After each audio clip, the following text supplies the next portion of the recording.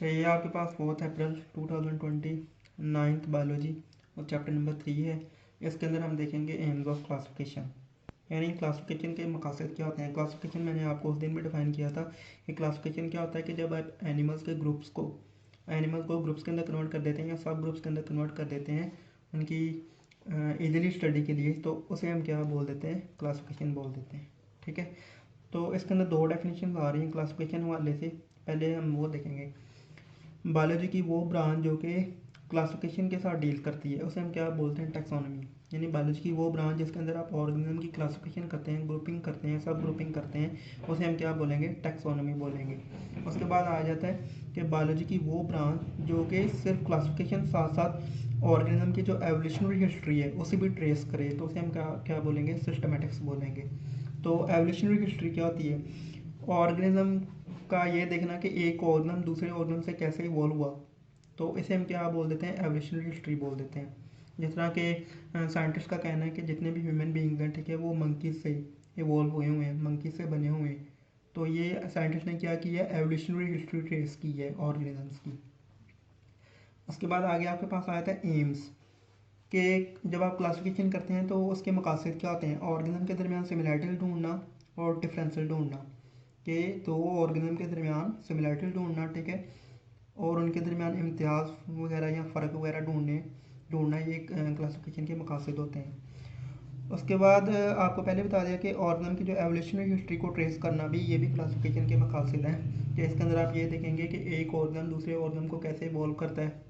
ठीक है, जिस तरह एग्जांपल आपको पहले दे दिया कि जो ह्यूमन बीइंग्स हैं, ठीक है, वो सारे के सारे साइंटिस्ट के कहने के मुताबिक या बायोलॉजी साइंसेज के हवाले से वो किससे इवॉल्व हुए हुए हैं, मंकी से, एप से, एक यहाँ बंदरों की नस्ल से इवॉल्व हुए हैं। तो ये एवोल्यूशनरी हिस्ट्री होती है। उसके बाद आ जाता है आपके पास बेसिस ऑफ क्लासिफिकेशन। इसके अंदर हम ये देखेंगे कि क्लासिफिकेशन कैसे होती है, किस तरह से की जाती है, इसके प्रोटोकॉल्स क्या हैं वो देखेंगे। तो पहले नंबर पे आपको ये बता रहा है कि जो क्लासिफिकेशन है, ठीक है, ये आपको रिलेशनशिप और सिमिलैरिटीज़ के क्लासिफिकेशन जब आप ऑर्गेनिज्म की करते हैं तो आपको ऑर्गेनिज्म के दरमियान रिलेशनशिप और सिमिलैरिटीज़ मिलेंगी। ये रिलेशनशिप और सिमिलैरिटीज़ ये सजेस्ट करती हैं कि ऑर्गेनिज्म जो है ना किसी वाले से क्या है, सिमिलर है। ठीक है, जिस तरह आपको पता है कि जितने भी ह्यूमन बींग्स हैं, ठीक है, वो सारे के सारे मिलते हैं अदर एनिमल्स के साथ। चाहे वो आप किसी बफलो के साथ ह्यूमंस को कंपेयर कर लें, उसकी भी 4 लिम्स होती हैं, हर इंसानों की भी 4 लिम्स हैं। ठीक है, और उसके अंदर भी डाइजेस्टिव सिस्टम है, ह्यूमंस के अंदर भी डाइजेस्टिव सिस्टम है, उनकी भी 2 आइज़ हैं, ठीक है, हमारी भी 2 आइज़ हैं, वो भी ब्रेन रखती हैं, हम भी ब्रेन रखते हैं। तो जितने भी ऑर्गेनिज्म है, ठीक है, किसी ना किसी हवाले से, किसी ना किसी पॉइंट पे एक दूसरे से क्या होते हैं, सिमिलर होते हैं।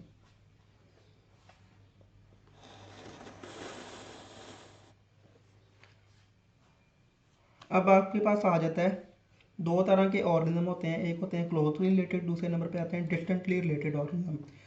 क्लोजली रिलेटेड ऑर्गेनिज्म वो होते हैं जिनके अंदर सिमिलैरिटीज़, जिनके दरमियान सिमिलैरिटीज़ बहुत ज़्यादा पाई जाती हैं। सपोज कर लें आपके पास ये 3 ऑर्गेनिज्म है, ये 3 ऑर्गेनिज्म है, अगर इनके दरमियान बहुत ज़्यादा सिमिलैरिटीज़ पाई जाती हैं, स्ट्रक्चर के हवाले से, फंक्शन के हवाले से, उनकी फीडिंग के हवाले से, ठीक है, उनके लोकोमोटिव स्टाइल यानी उनके चलने के हवाले से, तो फिर ऐसे ऑर्गेनिज्म क्या कहलाते हैं, क्लोजली रिलेटेड ऑर्गेनिज्म कहलाते हैं।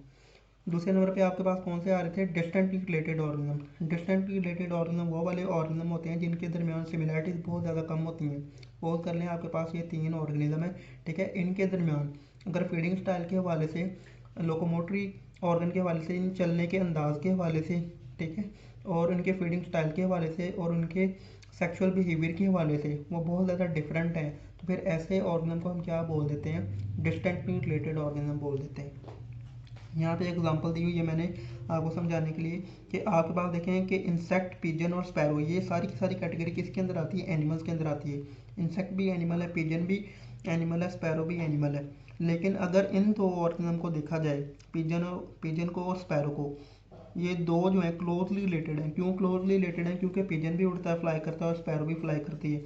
पिजन और स्पैरो के जो फीडिंग स्टाइल है और जो फीडिंग बिहेवियर है वो भी सिमिलर होगा, और ये दोनों रन भी कर सकते हैं। और ये अपने एक्सटर्नल स्ट्रक्चर के हवाले से और इंटरनल स्ट्रक्चर के हवाले से पिजन और स्पैरो एक दूसरे से बहुत ज़्यादा मिलते हैं। लेकिन अगर इन दो ऑर्गेनिज्म को अगर आप इंसेक्ट के साथ कंपेयर करें तो इंसेक्ट की देखें कितनी टांगें होती हैं, 6, और पिजन की कितनी टांगें हैं, 2, ठीक है, स्पैरो की कितनी टांगें हैं, 2। इस वजह से अगर इन दोनों को कंपेयर करें पिजन स्पैरो को इंसेक्ट के साथ कंपेयर करें तो फिर जो इंसेक्ट है इनके साथ क्या रिलेशन बनाएगा, डिस्टेंट रिलेटेड ऑर्गेनिज्म का रिलेशनशिप बनाएगा। लेकिन अगर पिजन और स्पैरो को आप कंपेयर करें तो ये क्लोजली रिलेटेड का रिलेशनशिप बनाते हैं आपस में।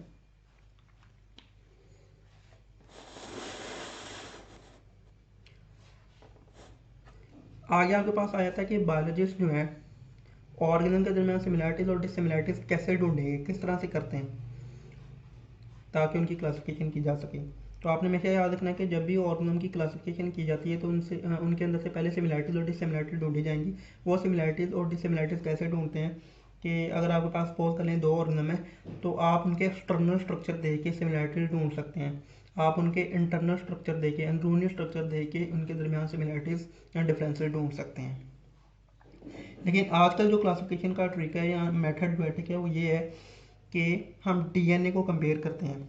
आजकल का जो क्लासिफिकेशन का जो तरीका है उसके अंदर किसे कंसीडर किया जाता है, डीएनए को, क्योंकि ये बहुत ज़्यादा एक्यूरेट आपको क्लासिफिकेशन देता है। कैसे, अगर आपके पास स्पीशीज़ हैं, दो स्पीशीज़ हैं, एक स्पीशी ए है और एक स्पीशी बी है, अगर इन दो नस्लों का, दो स्पीशीज़ का जो डीएनए है वो सेम है तो हम क्या करेंगे, एक ग्रुप में डाल देंगे।